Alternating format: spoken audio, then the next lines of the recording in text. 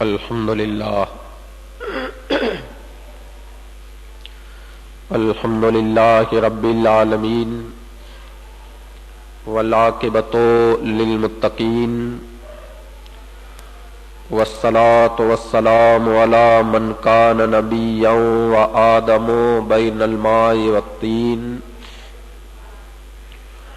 وعلی آلہ واصحابہ اجمعین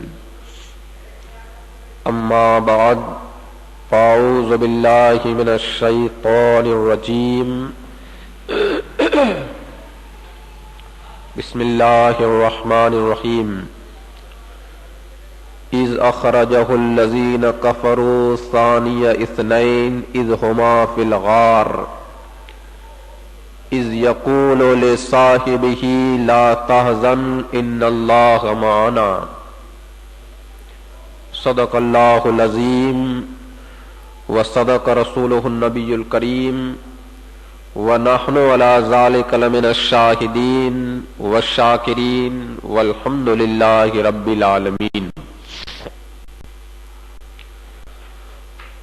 آئیے معمول کے مطابق تقریر کے آغاز سے قبل قانون ساز اور قانون داں پیغمبر صاحب انا اعطیناک الکوثر شہنشاہ آسمان و زمین سید المرسلین و رحمت للعالمین آفتاب رسالت مہتاب نبوت جناب احمد متبع محمد مصطفیٰ صلی اللہ تعالی علیہ وسلم کی بارگاہ میں درود پاک پڑھنے کی سعادت حاصل کریں اور جم کر پڑھیں اللہم صلی علی اللہم صلی علی سیدنا مولانا محمد معدن الجود والکرم منبع العلم والحلم والحکم وآلہ الکرام وابنہ الکریم وامتہ الکریمۃ یا اکرم الاکرمین وبارک وسلم صلاۃ تبقی وتدوم بدوام الملک الحی القیوم۔ دیکھیے رب العالمین جل جلالہ کے فضل و احسان سے اور اللہ کے پیارے محبوب حضور سرور کائنات صلی اللہ تعالی علیہ وسلم کی نظر عنایت سے اور آپ لوگوں کی دعاؤں سے اس سال ناچیز کو حج بیت اللہ کا شرف حاصل ہوا۔ آپ لوگوں کی دعاؤں سے میں حرمین طیبین کی زیارت سے مشرف ہوا۔ اللہ تبارک و تعالیٰ کے مقدس گھر بیت اللہ اور اس کے پیارے حبیب پاک صلی اللہ تعالی علیہ وسلم کے روض انور کی زیارت اور اس کے علاوہ دیگر مقدس مقامات کی زیارتیں بھی میں نے کی۔ میں چاہتا ہوں کہ وہ مقدس مقامات کی جن کی زیارت کا شرف مجھے حاصل ہوا اس کے متعلق کچھ معلومات آپ حضرات کے سامنے پیش کرنے کی سعادت حاصل کروں۔ وما توفیقی الا باللہ العلی العظیم۔ الحمدللہ پہلے تو ہم لوگ حج بیت اللہ سے مشرف ہوئے اور اس سال الحمدللہ حج اکبر تھا۔ حج اکبر کا مطلب یہ ہوتا ہے کہ 9 ذی الحجہ جو کہ عرفہ کا دن ہوتا ہے اور جس دن حج ادا ہوتا ہے اس دن اگر جمعہ کا دن ہو تو یہ وہ عظیم دن ہے کہ جب اللہ کے پیارے محبوب حضور سرور کائنات صلی اللہ تعالی علیہ وسلم نے حج ادا فرمایا تھا تو اس دن بھی 9 ذی الحجہ کو جمعہ کا دن تھا۔ تو جس کو یہ اس حج کا شرف حاصل ہوا گویا حضور اکرم صلی اللہ تعالی علیہ وسلم کی عظیم سنت کا موقع نصیب ہوا۔ اور علماء یہ بھی بیان فرماتے ہیں اگرچہ ضعیف حدیث ہے ضعیف روایت کے مگر علماء نے فرمایا ہے کہ فضائل میں یہ حدیث مقبول ہے اور جلیل القدر محدثین اکرام مثلا علامہ ملا علی قاری رحمت اللہ تعالی علیہ بیان فرماتے ہیں کہ حدیث صحیح حدیث ہے کہ حج اکبر عموماً لوگ یہ سمجھتے ہیں کہ اس میں 10 حج کا ثواب ہے مگر حدیث پاک میں یہ ہے کہ اس میں 73 حج کا ثواب ہے۔ اور حج بیت اللہ کے بعد الحمدللہ ناچیز کو غار ہرا کی زیارت کا موقع نصیب ہوا. غار ہرا یہ کیا ہے؟ تو مکہ المکرمہ سے چند کلومیٹر کے فاصلے پر ایک پہاڑ ہے جس کا نام ہے جبل نور. اس جبل نور پر ایک غار اور ایک گفا کے، اس غار میں سرکار دو عالم صلی اللہ تعالی علیہ وسلم اعلان نبوت سے پہلے عبادت کے لیے جایا کرتے تھے.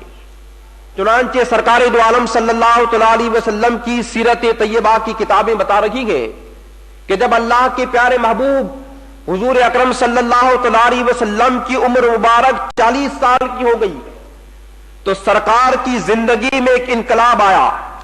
سرکار دو عالم صلی اللہ تعالی علیہ وسلم کے جیون میں ایک پریورتن آیا. وہ پریورتن یہ تھا کہ سرکار دو عالم صلی اللہ تعالی علیہ وسلم کو تنہائی میں خلوت میں بیٹھنا اچھا لگنے لگا. سرکار زیادہ سے زیادہ عبادت کی جانب مشغول ہوئے. چنانچہ آپ کا معمول یہ تھا کہ چند دنوں کا کھانا پانی ساتھ لے لیتے، چند دنوں کا ٹفن لے لیتے اور مکہ سے چند کلومیٹر کے فاصلے پر جبل نور نام کا جو پہاڑ گئے اس پہاڑ پر سرکار چڑھ جاتے. اور یہ پہاڑ کافی اونچائی پر گئے. الحمدللہ ناچیز کو اس پہاڑ پر چڑھنے کی سعادت حاصل ہوئی. اس میں جو لکھا ہوا تھا کہ تقریباً 2500 فیٹ اونچائی پر گئے. 2500 فیٹ 2500 فیٹ کی اونچائی پر وہ غار ہرا. سرکار وہاں پر تشریف لے جاتے، اس غار اور گفا میں چند دنوں تک عبادت کرتے اور غور و فکر اور تفکر کے اندر مشغول رہتے. جب کھانا پانی ختم ہو جاتا، ٹفن ختم ہو جاتا، سرکار پھر نیچے اترتے، مکہ مکرمہ آتی، اپنے گھر پر تشریف لے جاتے، ٹفن پھر لے جاتے، پھر عبادت میں مشغول ہو جاتے. اور کبھی کبھار ایسا ہوتا کہ ام المومنین حضرت خدیجہ رضی اللہ تعالیٰ عنہا یہ سرکار کی بارگاہ میں وہاں تک ٹفن پہنچا جاتی تھی. اب ایک دن سرکاری دو عالم صلی اللہ تعالی علیہ وسلم اپنے معمول کے مطابق غار کے اندر عبادت میں مصروف تھے کہ ایک نوری فرشتہ سرکار کی بارگاہ میں حاضر ہوا. یہ فرشتہ وہ تھا کہ ہمیشہ اللہ کے مقدس پیغمبروں کی بارگاہ میں اللہ کا پیغام اور اللہ کی وحی لے کر آیا کرتا تھا، جس کا نام تھا جبرائیل. اس فرشتے نے آ کر کہا اقرا، آپ پڑھیے. سرکار نے فرمایا ما انا بقارئ، میں پڑھنے والا نہیں ہوں. تو بخاری شریف کے حدیث پاک ہے کہ جبرائیل امین نے سرکاری دو عالم صلی اللہ تعالی علیہ وسلم کو اپنے گلے سے لگایا، اپنے سے سینے سے چمٹایا اور زوردار طریقے سے معانقہ کیا، سینے سے زوردار طریقے سے بھینچا اور پھر کہا اقرا، آپ پڑھیے. آپ نے فرمایا ما انا بقارئ، میں پڑھنے والا نہیں ہوں. پھر اس نے گلے سے لگایا، پھر چھوڑنے کے بعد کہا کہ اقرا، آپ پڑھیے. آپ نے فرمایا ما انا بقارئ، میں پڑھنے والا نہیں ہوں. پھر زوردار طریقے سے معانقہ کیا، گرم جوشی کے ساتھ سرکار کو گلے سے لگایا اور فرمایا اقرا بسم ربک الذی خلق، خلق الانسان من علق، اقرا وربک الاکرم الذی علم بالقلم، علم الانسان ما لم یعلم. پیارے محبوب آپ اپنے رب کے نام سے پڑھیے، آپ کے رب کے نام سے پڑھیے. جبرائیل نے جب رب کا نام لیا حضور اکرم صلی اللہ تعالی علیہ وسلم نے فوراً پڑھنا شروع کر دیا. اس طرح قرآن کی پہلی 5 آیتیں اس غار ہرا کے اندر نازل ہوئی. قرآن کے نزول کی ابتدا ہو گئی تو غار ہرا وہ عظیم غار ہے کہ جس میں اللہ کے پیارے محبوب صلی اللہ تعالی علیہ وسلم عبادت کے لیے جایا کرتے تھے، اور یہی وہ عظیم غار ہے کہ جس میں قرآن کی سب سے پہلی وحی نازل ہوئی ہے. الحمدللہ یہ وہ عظیم پہاڑ آج بھی اپنی اصلی حالت میں موجود ہے. آج بھی وہ غار اپنی اصلی حالت میں موجود ہے. ہمارے داتار پر تو سیڑھیاں بنائی گئی ہیں، نوابوں نے انتظام کیا گیا، مگر اس زمانے کی سعودی جو حکومت ہے وہ غار کے اوپر جانا، غار کی زیارت کرنا، پہاڑوں پر چڑھنا اس کو ناجائز سمجھتی ہے، لہذا وہاں کوئی انتظام نہیں کیا گیا ہے. وہی نوکیلے پتھر کے، وہی بڑی عجیب و غریب چڑھائی کے. جب ہم اس پہاڑ پر چڑھتے ہیں تو عجیب محسوس ہوتا ہے کہ کتنی زیادہ اونچی چڑھائی کے، کس طرح سرکاری دو عالم صلی اللہ تعالی علیہ وسلم اس پر چڑھا کرتے ہوں گے. مگر آج بھی چونکہ اصلی حالت میں موجود ہے تو الحمدللہ اصلی حالت میں اس کی زیارت کا موقع نصیب ہوتا ہے. جو لوگ عاشق رسول ہیں، جن کے سینوں میں محبت رسول کے بڑے جذبے کے ساتھ اگرچہ کافی اونچی چڑھائی کے نوکیلے پتھر کے مگر پھر بھی اس پر چڑھنے کی کوشش کیا کرتے ہیں، یہاں تک کہ بوڑھے آدمی بوڑھی عورتیں، کوئی ترکی کا گے، کوئی ایران کا گے، کوئی انڈونیشیا کا ہے، کوئی افغانستان کا ہے، کوئی پاکستان کا گے، مختلف علاقے کے الگ الگ قسم کے لوگ ہیں، کوئی اونچا ہے، کوئی نیچا ہے، کوئی گورا ہے، کوئی کالا گے، مگر تمام کے سینوں میں محبت رسول کے، سب ایک رسول کے ماننے والے کے، سرکار کی محبت میں چڑھے چلے جاتے ہیں، چڑھے چلے جاتے ہیں، یہاں تک کہ بڑے مرد اور بڑی عورتیں بھی چلی جاتی ہیں۔ میں نے اپنی آنکھوں سے دیکھا کہ کچھ ایرانی عورتیں یا ترکی کی عورتیں جب نیچے اترتی دوسری عورتوں کو دیکھتی تو وہ ان کو دعائیں دیتی، بارک اللہ لک، اللہ تمہیں برکتیں عطا فرمائے، چلو انشاءاللہ ضرور اللہ ہمت عطا فرمائے گا۔ اس طرح چڑھ جاتے، وہاں جا کر زیارت کرتے۔ الحمدللہ جب وہاں پر پہنچے کافی بھیڑ تھی غار کی زیارت کے لیے، غار کے پاس بالکل چھوٹا سا علاقہ، چھوٹی جگہ کے، کافی بھیڑ بھڑکا ہوتا کہ لوگ اندر داخل ہونے کے لیے زیارت کے لیے کافی بھیڑ کرتے ہوئے بہت دیر کھڑے رہنے کے بعد